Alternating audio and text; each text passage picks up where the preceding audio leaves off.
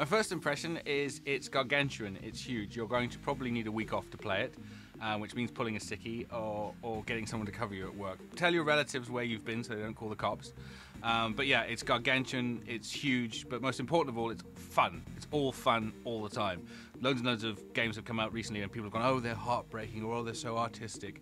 And sometimes fun comes at a cost for that. This is not. This is all fun all the time. When you first start the game, you have to fill in the map as you drive around. And I remember, because I've been to LA a number of times, and it is, Los Santos it's a dead ringer for LA. You know, the main core is there. You know, you got your Santa Monica, and you got your Hollywood. Of course, they're called different things, like Vinewood, for example. And Rocky Hills, I think, stands in for Beverly Hills. But you can point out certain landmarks, and the city looks and feels like roughly the size of the same city in GTA 4, which is Liberty City, which is based on New York and the 5 boroughs. But then I realized that actually the map is bigger than that, because you have all these outlying areas. You have a desert up to the top, you have a woodland up to the other side of the map, and it takes you ages to go from one end to the other. I don't know how long it would take to drive the entire map from one end to the other, but I think if you were on a bicycle, it would probably be about an hour.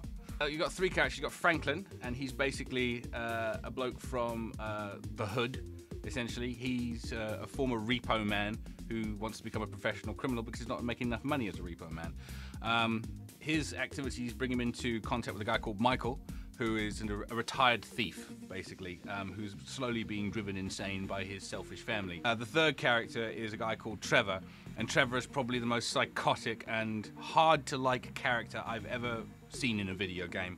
He's erudite, and he's obviously quite more intelligent than his white trash kind of veneer you suspect from the way he appears.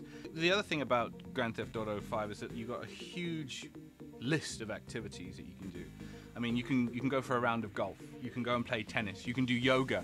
You can compete in a triathlon while someone shouts at the back of your head about how fat you are. It gives you a statistical breakdown of how much time you spent with each character. And I worked it out that I'd spent 26 hours and 6 minutes playing this game.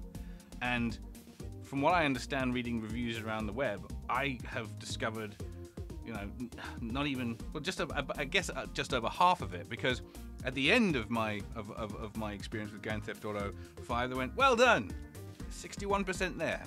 The year's not over yet, but it's going to take something pretty special to top Grand Theft Auto 5, because right now it's my favorite game of the year so far.